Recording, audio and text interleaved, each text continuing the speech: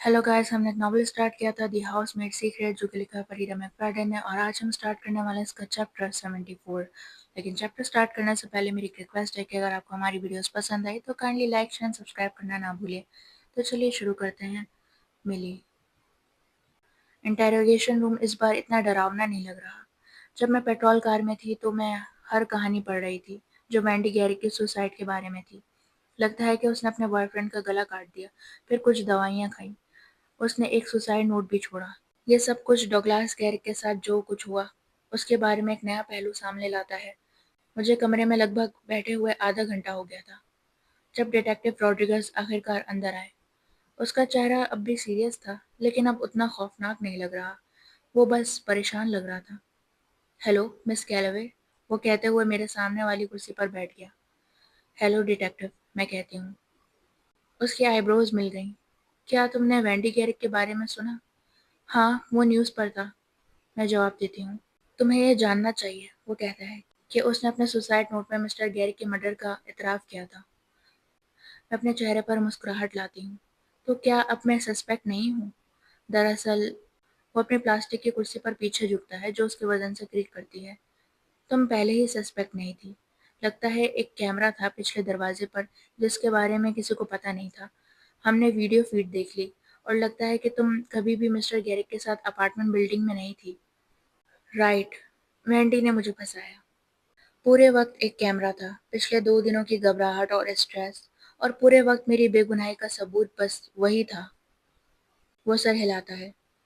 ऐसा ही लगता है, इसलिए मैं माफ़ी चाहता हूँ। तुम समझ सकते हो कि हमने ये सोचा था कि तुम ही मर्डर के लिए जिम्मेदार हो। बिल्कुल। मेरा प्रेजेंट रिकॉर्ड है, तो अगर कोई क्राइम होता है तो वो मैं ही होंगी। रॉड्रिगस अपनी शर्मिंदगी का इजहार करता है।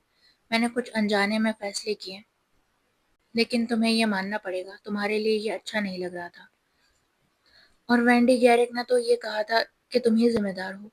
वो सही कह रहा है, उसने मुझे अच्छी तरह से फंसाया था, लेकिन अगर वो थोड़ी सी ज़्यादा स्मार्ट होती तो उसे मुझे फंसाने की ज़रूरत ही नहीं पड़ती। आखिरकार वैंडी गैरिक ने अपने लिए चीज़ों को ज़्यादा मुश्किल बना लिया, जो उसे नहीं करना चाहिए था।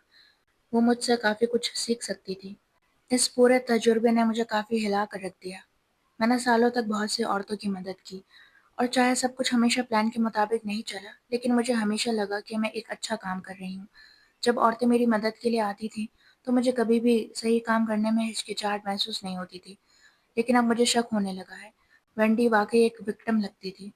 अब इस तजुर्बे के बाद अगला कोई शख्स जब मदद मांगेगा तो उस पर भरोसा करना मुश्किल होगा, और यही चीज़ है जिससे मुझे उससे सबसे ज़्यादा गिला है।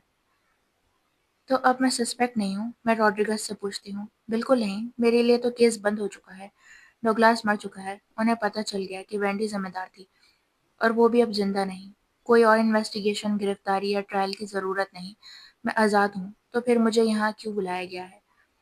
वो रॉड्रिगस थोड़ा शर्माकर मुस्कुराता है। आपकी रेपुटेशन बन गई है। रेपुटेशन? मेरा पेट थोड़ा घूमने लगता है। ये अच्छा नहीं लग रहा। किस चीज़ की? एक हीरो होने की। एक, माफ़ कीजिएगा। मुझे पता है आपने सोचा कि आप मिसेस गैरिक की मदद कर रही थी। वो कहता है, क्योंकि आप पहले भी औरतों की मदद करती रही हैं, और मैं चाहता हूँ कि आप जानें कि ये अप्रिशिएट किया जाता है। हम लोग यहाँ बहुत बुरा देखते हैं, और अक्सर हम विक्टिम्स तक देर से पहुँचते हैं।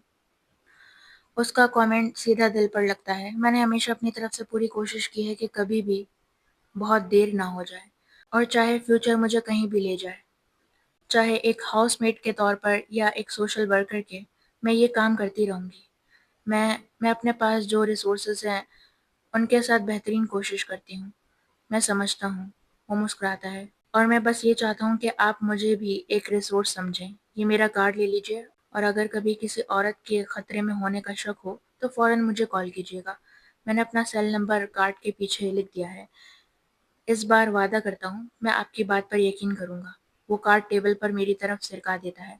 मैं उसे उठाती हूँ और उसका नाम देखती हूँ। बेनिटो रॉड्रिगस। आखिरकार पुलिस में एक दोस्त। यकीन करना मुश्किल है। बस वजाहत के लिए पूछना चाहती हूँ, आप मुझ पर लाइन तो नहीं मार रहे ना? वो जोर से हंस पड़ता है। नहीं, मैं आपसे काफ़ी बड़ा हूँ, और मुझे लगा आप उस इटालियन आदमी के साथ हैं जो कल पुलिस स्टेशन आया था, बहुत हंगामा कर रहा था आपके लिए। कह रहा था कि हमने गलत शख्स को पकड़ा है। اور جب تک ہم اس کی بات نہیں سنیں گے وہ یہاں سے نہیں جائے گا۔ مجھے لگا ہمیں اسے گرفتار کرنا پڑے گا۔ میں مسکرا دیتی ہوں۔ واقعی؟ بالکل، اور اصل میں وہ ابھی بھی باہر ہی ہے، جب تک وہ آپ سے مل نہیں لیتا، جانے کو تیار نہیں۔ تو پھر میں کہتی ہوں، اب بھی اپنے چہرے سے مسکراہٹ نہیں مٹا پا رہی، اور ویسے بھی کوشش نہیں کر رہی۔ لگتا ہے اب مجھے چلنا چاہیے۔ جب میں اٹھتی ہوں روڈریگز بھی اٹھتا ہے۔ وہ اپنا ہاتھ آگے بڑھاتا ہے اور میں اس سے ہاتھ ملاتی ہوں۔